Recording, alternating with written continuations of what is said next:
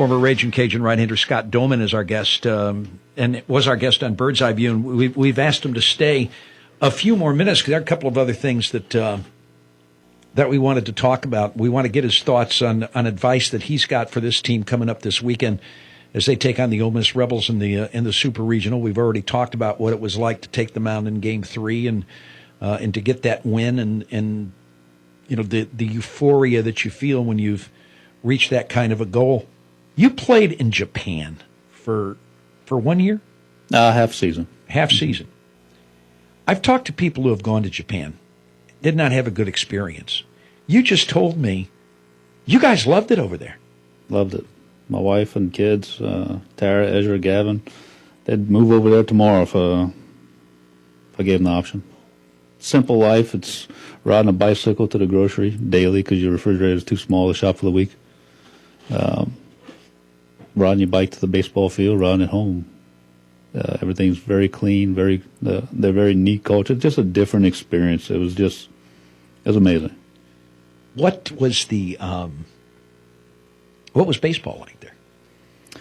Baseball fans, not that they're not fanatical here, but it's almost a cult. It's Really? nonstop. It's loud. It's noisy. It's nonstop. They have all their cheers for every batter. Every batter has a song that the fans cheer. It's noisemakers. It's nonstop 30 minutes before the game. And it's when your team's batting, that's when your fans can cheer. When the other team comes up, okay, you have to sit down now. It's their turn to do their cheers. It's not like when the Yankees go into Tampa and overpower the crowd. Right. It's taking turns. Okay, your turn to cheer now. Mm-hmm. They're so polite. Exactly. When on giveaway days, here's an example. They'll go, if they're giving away hats for the day, say the Tokyo Giants are giving away hats, they put a hat on every seat prior to opening the stands. And people get to the seat, they take their hat, and they put it on, or they put it in their carry-on, or whatever. And nobody is running around scrounging up hats, getting 20 and 30. This is your hat. Okay. Quality of baseball there. How did you find it in comparison to the quality of baseball in the big leagues? Compared to in the big leagues, it's just different. They don't have the big power guys that take the power swings. When you throw David Ortiz or somebody a good pitch, he's not going to just put it in play to fight it off. He's going to swing through it with a normal swing and take his chances on the next pitch.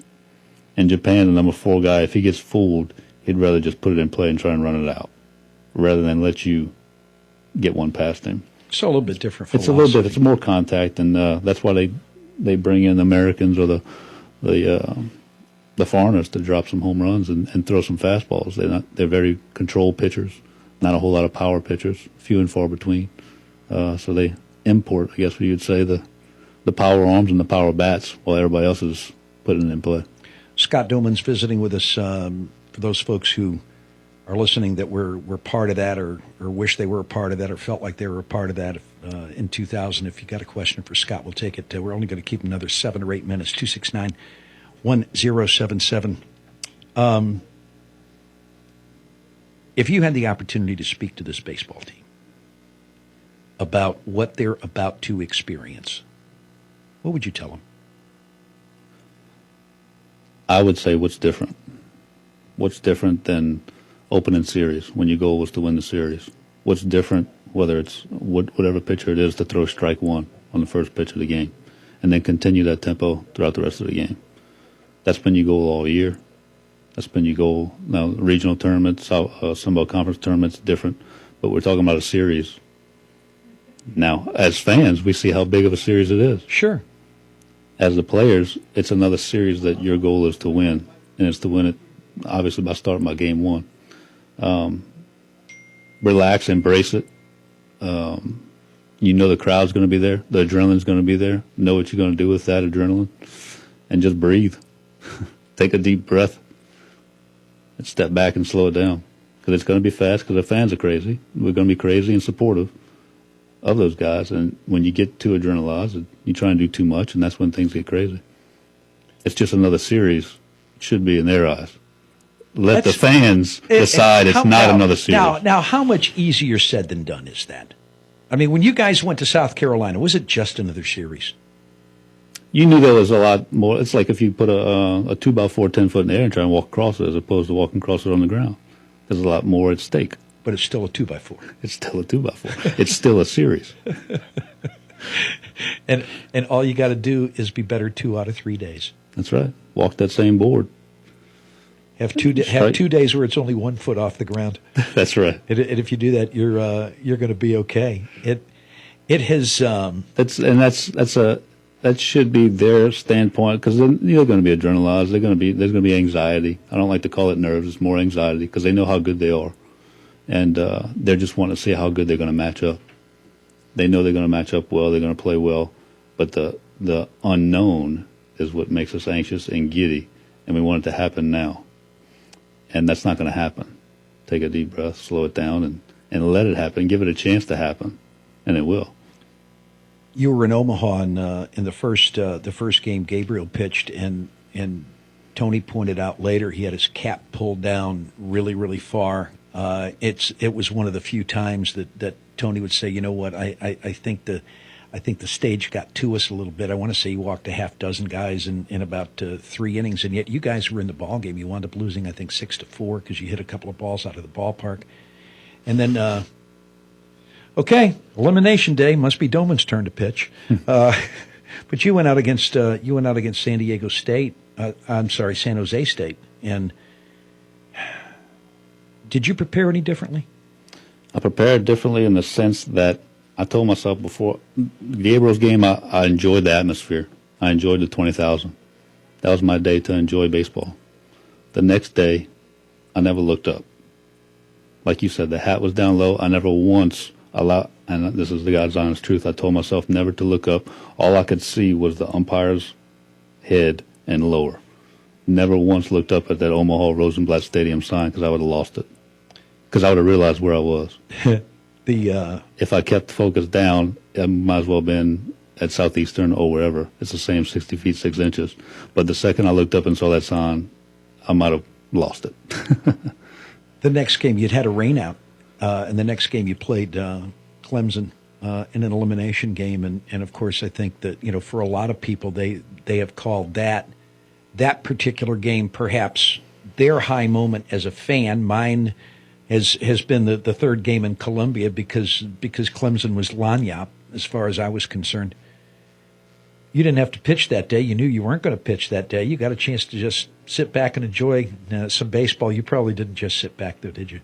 No, like I said, it's a totally different atmosphere. It's such a fun atmosphere, and to finally get there. I mean, we grew up hearing the pings on TV, growing up watching Florida State and Cal State dominate all the years as a kid, the Phil Nevins, and seeing them on TV and wanting to just be a part of that College World Series, and to finally be there. It's very, very similar to going to the major leagues. In the exact same regard. It's surreal, and it's something that every kid dreams of doing, because that's all you see on TV. Those are major leaguers to a lot of kids, the College World Series, the sights and sounds, and just the magic in the air. I've talked with a couple of players who were in the lineup that day. I've talked to the coaches. What was it like in the dugout? Ryan Model takes the bunt, and he throws it down the right field line. Larry comes in, he ties the score, and then Cimino is waving Heidel, and Cimino said later, hey, I was waving him, and he was either going to be safe or he was going to be out. When you saw him windmill him around and they were going to try to win the ball game right there, what were you guys thinking? What were you guys doing? Oh, my God. I think we're already on the field, pushing him to home plate. But, yeah, oh, my God, he's going. And safe, and the shot that we see day in and day out of Rick with his hand up in the air, fist pump, and he's safe talk about a class of emotion. And that's what happened after the game. Is just you got the lowest of lows next to the highest of highs, with the altercation that happened after the game. But wow, right. What a moment! I still have it. Of course, you don't have video cassette recorders anymore, so I don't know how I'll ever watch it. But I've still got it on a VHS tape. And one of the things I'll always remember, the camera angle was perfect. Tony gave the safe sign in the background, And when the umpire gave the safe sign, it's the only time in his life Tony's had hang time because he jumped up in the air, and it's one of the few times I've ever seen him show emotion. But he had hang time. I don't think he's done it since. He probably got so high you could slide a credit card underneath there. Maybe so. Tell you what, we're going to take a call or two before we get out of here. Appreciate you holding on. ESPN 1420 and .com. It's the Sports Gap, and you're on with Scott Dohmann. Scott, Jay, good afternoon. Great interview, Scott. Thank you very much. I watched you play at SPM. You played with my nephew. I'm not going to name him, but because of that relationship, I kept track of you at UL, and of course the World Series was a fantastic experience. I tend to try to simplify the game to deal with those emotional times and those high points and low points. And I like your analogy of a ball game. Play the game, play what you know, what you've been able to do. I tend to count it by a 9-inning game is 27 outs, and it's how you handle those outs. Do you ever analyze a game as outs in the game, and at what point is it too early, or just take one out at a time and see what happens in between? Well, it's a series of games. You can break it down to 3 games with 3, or trying to win every inning. As a starting pitcher, it's always one strike. I want strike one on every batter, and then we'll go from there. To analyze, like you said, just let the game play out and know that even when you have a bad game, I'll never forget the advice I got from Larry Walker when I was with Colorado. I asked him, how's he handle the bad games when you go 0 for 4 with 3 strikeouts? He said, I handle it because I know who I am. I know that tonight that was not me. But Larry Walker's going to show up again tomorrow. I'm going to do what I've been doing for the past 10 years. That's how I'm able to sleep at night. And I thought it was valuable advice to know who you are. That's easier said than done. You get that through experience. Sure. But and being able to realize the moment and take a deep breath and slow it down. And like I said, break it down into games, little mini games. Yep. Well, I've still got a copy of back in 2000, and like Jay said, it fires me up every time. And thank you for your time on the program. We've enjoyed it. Wait, you still got a video cassette recorder or a video cassette player? Whatever it takes, I can watch it about once a month and just get my charge. Okay, well, let's see. You owe me some sausage. I brought you some Yuenglings, so you should have some. I think we need to have a viewing party. We're working on that, I'll be honest with you. All right. And I tell you what, I'll give you a holler. All right, good. Thanks, okay, buddy. Thank you. Take care, man. Bye-bye. It's it is it's been fun this year, because this year, and you even said it, this team is like blazing its own trail now. And it's no longer, gee, there's 2,000 and there's everybody else. These guys have been awfully special this year, and who knows, maybe 14 years from now, folks will be saying, man, you remember that 2014 team? Boy, they had a lot of whatever. And right. And hopefully that'll be the case. Do people still talk to you about it a lot? Yeah, absolutely. I mean, this obviously sparks it again. Mm-hmm. But no, it doesn't go anywhere. You're in the history books, and the history books don't go anywhere.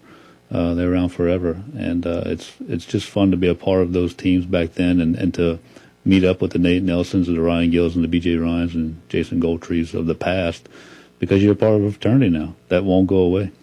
A couple of quick calls, and we got to go. ESPN 1420 and .com alone. Hey, Jay. Hey. How you doing? Just FYI, my wife was telling me that you can still buy VHSs at Walmart. All right. And they're dirt cheap, but you can still get them. So just FYI. That's really good to know. I'm going to let Fontenot buy me one. All right. Thanks good. a lot. Bye. One more. ESPN 1420 and .com alone. Okay, that's one ringy dingy, 2 ringy dingies. Okay. This has been fun. It has been. Thank you. Thank you so much for coming by. I want to thank you again for the little present you brought. Scott brought me a glove, and it says on it WNM. What's my name? And it's something that you and I will always share, and we'll always know it more than anybody else. Absolutely. Thanks, Scott. I appreciate it. Thank you, Jay. All right, we'll take.